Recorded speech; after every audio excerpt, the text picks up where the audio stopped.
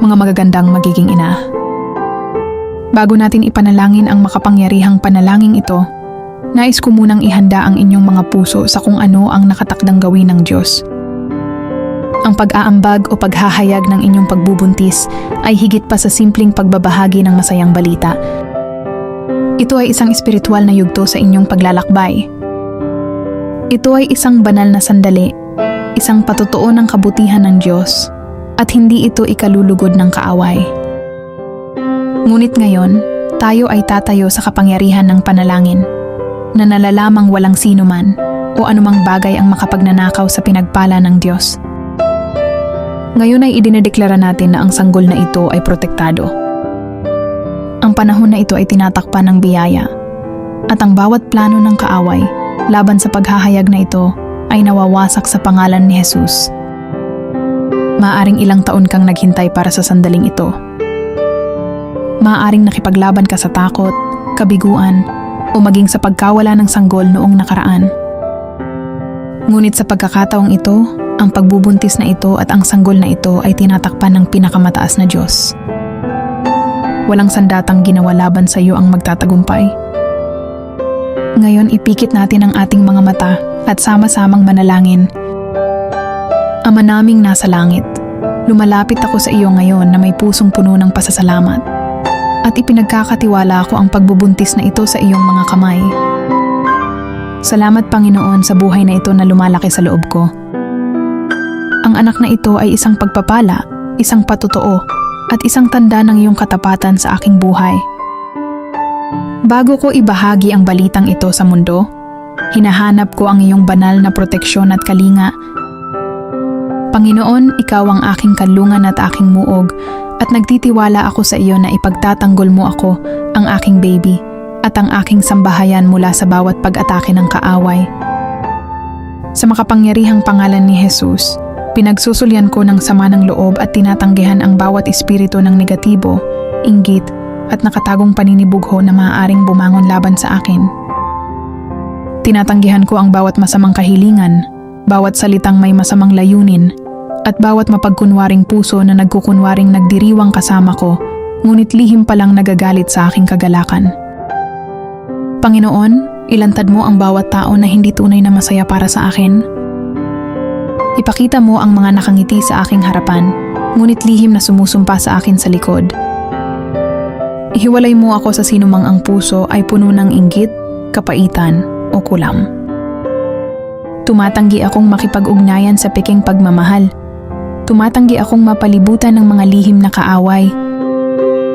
Panginoon, alisin mo sa aking paligid ang sinumang hindi nakahanay sa iyong plano para sa akin at sa aking baby.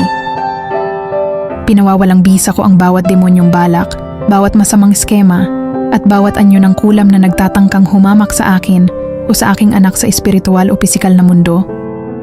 Aniya sa iyong salita sa Isayas 54, taludtod 17. Walang sandatang ginawa laban sa iyo ang magtatagumpay, at bawat dilang babangon laban sa iyo sa paghuhukom ay inyong hahatulan.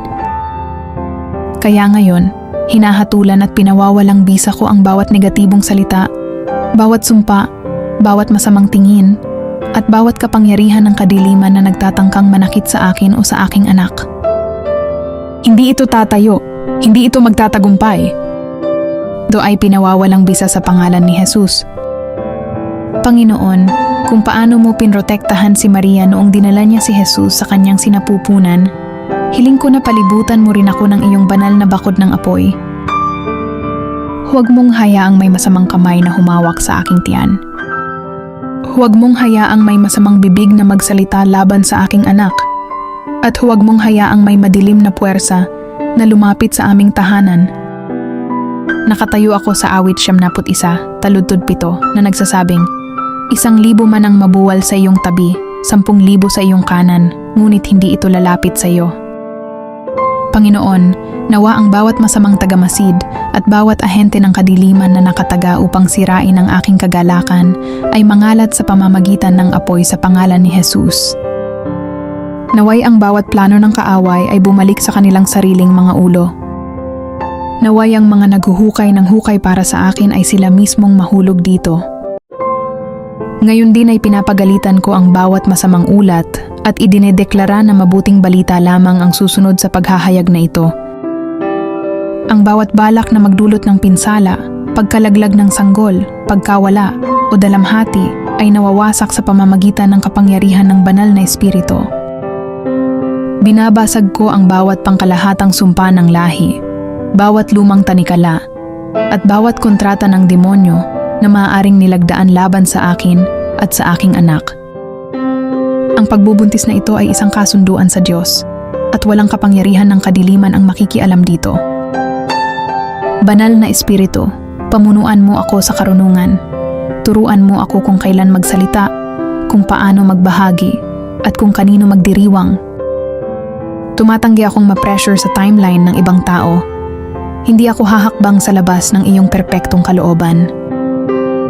Panginoon, ipinapanalangin ko rin ang mga taong maaaring nahihirapan sa aking mabuting balita. Dahil man ito sa kanilang sariling mga pagkawala, pagkaantala, o hindi natutupad na mga kagustuhan. Hinihiling ko na pagalingin mo ang kanilang mga puso at ipaalala sa kanila na ikaw ay Diyos ng perpektong panahon. Para sa mga naghihintay pa rin, nakatayo ako sa pananampalataya na darating din ang kanilang patotoo. Ama, inilalabas ko ang bawat takot sa iyong mga kamay at tinatanggap ko ang higit sa natural na kapayapaan sa aking puso. Pinawawalang bisa ko ang bawat pag-atake ng kaaway pagkatapos ng pag-aambag na ito. Walang biglaang masamang balita, walang hindi inaasahang laban, walang sabotahe, walang pagtataksil, at walang pagkawala. Mula sa sandaling ihayag ko ang pagbubuntis na ito, hanggang sa araw na ako ay manganak, lalakad ako sa banal na pabor ng Diyos.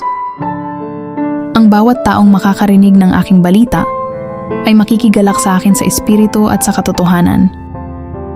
Ang bawat bibig na nagsasalita laban sa akin ay patatahimikin ng awtoridad ng langit. Hahakbang ako ng may pagtitiwala na nalalamang ako ay tinatakpan, pinoprotektahan, at pinagpapala. Ang paghahayag na ito ay magiging isang patutuo ng iyong katapatan, isang pagpapakita ng iyong kahusayan, at isang entablado para sa iyong kaluwalhatian. Inilalagay ko ang selyo sa panalangin ito sa mahalaga, makapangyarihan, at walang kapantay na pangalan ni Hesukristo. Amen.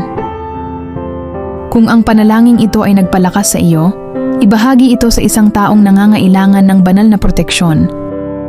Tayo ay sama-samang nakatayo sa pananampalataya at ipinagdiriwang ang paglalakbay na ito kasama mo. Mag-subscribe at sumali sa aming pamilya sa panalangin, kung saan pinalalakas natin ang isa't isa sa pananampalataya at nasasaksihan ang kapangyarihan ng panalangin sa buhay.